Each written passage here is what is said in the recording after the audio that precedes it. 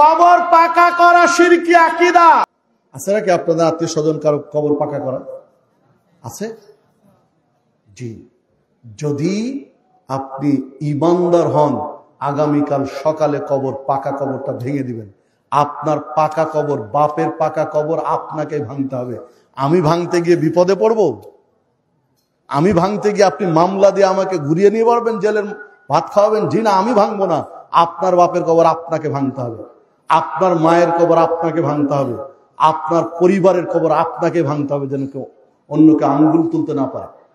নাহা রাসূলুল্লাহ সাল্লাল্লাহু আলাইহি সাল্লাম আন ইউজাসসাসাল কবর ওয়া ইউবনা আলাইহি ওয়া ইউকাদ আলাইহি ওয়া তুতা আলাইহি ওয়া ইউক্তাব আলাইহি। আল্লাহ রাসূল সাল্লাল্লাহু আলাইহি ওয়াসাল্লাম কয়েকটি হাদিসে কয়েক রকম শব্দ বলেছেন। কবর পাকা করতে নিষেধ করেছেন, কবর উপরে বেনা তৈরি করতে, ঘর বাড়ি তৈরি করতে, গম্বুজ তৈরি করতে, স্তম্ভ তৈরি করতে নিষেধ করেছেন। কবরে চুনকাম করতে নিষেধ করেছেন। কবরের নাম লিখতে নেম প্লেট বসাতে নিষেধ করেছেন।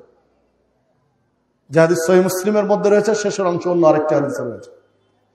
রাসূলুল্লাহ সাল্লাল্লাহু আলাইহি আলী রাদিয়াল্লাহু আনহুকে মৃত্যুর কয়েকদিন আগে তরবারি হাতে দিয়ে বলেছিলেন, লা তুদা তিমসালান ইল্লা তামাসতাহু ওয়ালা কবরান মুশতাফান ইল্লা সাওয়াইতাহু। যাও মদিনার অলিতে গলিতে বেরিয়ে যাও, যত উঁচু কবর আছে মাটির সাথে মিশিয়ে দাও, যত মূর্তি আছে ভেঙে চৌচির করে দাও। আমি মৃত্যুর আগে মদিনাকে শিরক মুক্ত দেখতে চাই। মানে এগুলো শিরকে রাখা। সম্মানিত উপস্থিতি, দেখুন যে কথা বলছিলাম, ও ছোট্ট একটা ঘোষণা দিয়ে রাখে আপনাদের জন্য, তাহলে শেষে অনেকে মিস করবেন আগে চলে গিয়ে। সভা শেষে তাবারকের ব্যবস্থা আছে ইনশাআল্লাহ। তবে এই শব্দটা একটু চেঞ্জ করা দরকার। আমি বলি শব্দটা এরকম দেন, সভা শেষে আপনাদের আপ্যায়নের ব্যবস্থা আছে।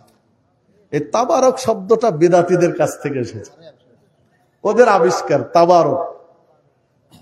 ওই তাবারক বাদ দেন, কি আপনাদের আপ্যায়নের ব্যবস্থা আছে। সভা শেষে আপ্যায়নের ব্যবস্থা আছে, বিধায় মেহমানদারির ব্যবস্থা আছে, আপনারা গ্রহণ করবেন ইনশাআল্লাহ। যে কথা বলছিলাম, কবর পাকা করতে নিষেধ করেছেন রাসূলুল্লাহ সাল্লাল্লাহু আলাইহি ওয়াসাল্লাম। আপনি কেন কবর পাকা করেছেন? আপনার আত্মীয় স্বজনের কবর কেন পাকা হলো? রাসূলুল্লাহ সাল্লাল্লাহু আলাইহি ওয়াসাল্লামের স্ত্রীদের কোন একজন স্ত্রী উম্মাহাতুল মুমিনিনের, কোন একজন স্ত্রী উম্মাহাতুল মুমিনিনের কবর পাকা আপনি মদিনায় গিয়ে পাবেন না, মক্কায় গিয়ে পাবেন না। খাদিজাতুল কুবরা রাদিয়াল্লাহু আনহার কবর মক্কায় রয়েছে, যান একদম সাধারণ, পাকা করা নেই, চিনারও কোনো উপায় নেই। নেম প্লেট তো বহু দূরের কথা, চেনাও যায় না যে এটা কোনটা। শুধু জানা যায় যে এই গোরস্থানে হয়তো বা ওনার কবরটা আছে, আনুমানিক, তাও নিশ্চিত বলতে পারে না যে এই গোরস্থানে। ওখানে কয়েকটা গোরস্থান, তো কয়েকটার মধ্যে ধরা হয় যে এইটাতে খাদিজাতুল কুবরা রাদিয়াল্লাহু আনহার কবর আছে, এটা ধরা হয়, কিন্তু ওটাতেই আছে এটাও নিশ্চিত বলা যায় না। আপনার বাবা, আপনার মা, আপনার নেতা নেত্রী, ওনার চেয়েও বেশি মর্যাদাবান মনে হয় নাকি? অসম্ভব। আয়েশা সিদ্দিকা রাদিয়াল্লাহু আনহার কবর মদিনায় রয়েছে, বাকিউল গারকাদে, যাকে জান্নাতুল বাকি বলা হয়, সেইখানে রয়েছে। কিন্তু কোন কবরটা জানার বুঝার কোন উপায় নেই। মদিনা বিশ্ববিদ্যালয়ে যারা দীর্ঘদিন পড়াশোনা করছে, পিএইচডি করছে, গবেষণা করছে, 10-15 বছর, 10-11 বছর ধরে রয়েছে, তাদের সাথে নিয়ে এরাবিদের নিয়ে আমি খোঁজার চেষ্টা করেছি আয়েশা রাদিয়াল্লাহু আনহার কবর কোনটা, ওনারা দেখাতে পারেননি। একটা আইডিয়া দিচ্ছেন যে এই এরিয়াটার মধ্যে হতে পারে, একটা এরিয়া দেখে বললেন যে এই এরিয়ার মধ্যে হতে পারে, ধারণা করা হচ্ছে, তাও নিশ্চিত বলছেন না যে এই এরিয়ার মধ্যে। আর এইটা বলার তো কোনো সুযোগই নেই। আয়েশা সিদ্দিকা রাদিয়াল্লাহু আনহা মানে কি সহস্রাধিক, হাজারের অধিক হাদিস বর্ণনাকারী রাবী তিনি, আয়েশা রাদিয়াল্লাহু আনহা, অথচ তার কবরটা চেনার কোন উপায় নেই। আর আপনি বাপ মা আত্মীয় স্বজনের কবর পাকা করে বসে আছেন, নেম প্লেট দিয়ে বসে আছেন, বলবেন চিনবো কি করে? চিনে ধুয়ে ধুয়ে পানি খাবে। কবর চিনে ধুয়ে দিয়ে পানি খাবেন, কবর ধুয়ে দিয়ে আমল ঠিক করে। হ্যাঁ, কেউ দলিল হিসাবে পার করবেন, পেশ করবেন। বেদাতীরা, কবর পূজারীরা, মাদার পূজারীরা দলিল হিসাবে পেশ করে নবী মুহাম্মদ সাল্লাল্লাহু আলাইহি ওয়াসাল্লামের কবর গম্বুজ দেওয়া আছে, দলিল দেয়। এখানে অনেক কারণ আছে, রাজনৈতিক কারণ আছে, যার কারণে ওটা রয়েছে। সে বিষয়ে বিস্তারিত বলতে গেলে অনেক সময় লাগবে। মৌলিক বলি, এটি তুর্কিরা করে গেছে। কারা? তুর্কিরা করেছে। নিচে ঢালাই দেওয়া আছে। রাসূলুল্লাহ সাল্লাল্লাহু আলাইহি ওয়াসাল্লামের কবরের চারিপাশে 80 ফিট নিচ পর্যন্ত সীসা ঢালা প্রাচীর দেওয়া আছে। একদম মাটি লেভেল থেকে কয় ফিট? 80 ফিট। ইতিহাস যেটা বলে যে 80 ফিট গভীর করে চারিদিকে ঢালাই করা আছে। কারণ একাধিকবার পৃথিবীতে সবচেয়ে ক্রিমিনাল জাতি যারা, তারা লাশ চুরি করার পায় তারা করেছে। পৃথিবীতে সবচেয়ে ক্রিমিনাল জাতি কারা বলতে পারবেন? ইহুদি। পৃথিবীতে সবচেয়ে ক্রিমিনাল জাতি ইহুদি। তার চেয়ে ক্রিমিনাল জাতি পৃথিবীতে আর দ্বিতীয়টি নেই। এটি সরাসরি সহিহ বুখারীর হাদিসেও পাওয়া যায়।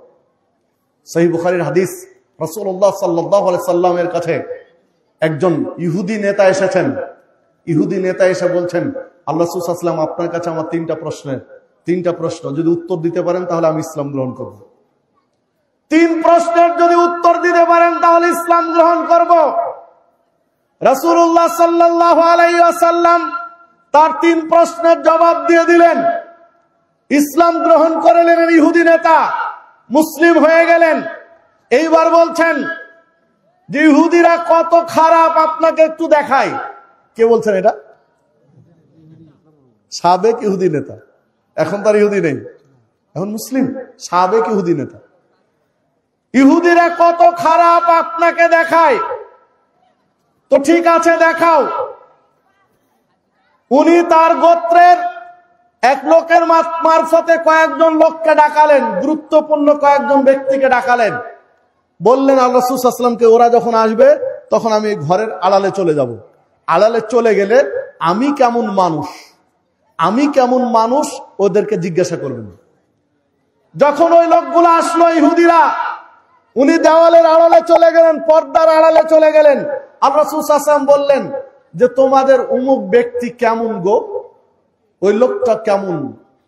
তখন বললে, হ্যাঁ উনি আমাদের নেতা, আমাদের লিডার এবং খুব ভালো মানুষ। এই সমাজে তার মতো ভালো মানুষ হয়তো বা আর কেউ নেই। অনেক প্রশংসা করলেন। যখন তাদের প্রশংসা শেষ, উনি আড়াল থেকে বেরিয়ে এসে বলছেন, আশহাদু আল্লা ইলাহা ইল্লাল্লাহু ওয়াহদাহু লা শারীকা লাহু ওয়া আশহাদু আন্না মুহাম্মাদান আবদুহু ওয়া রাসূলুহু।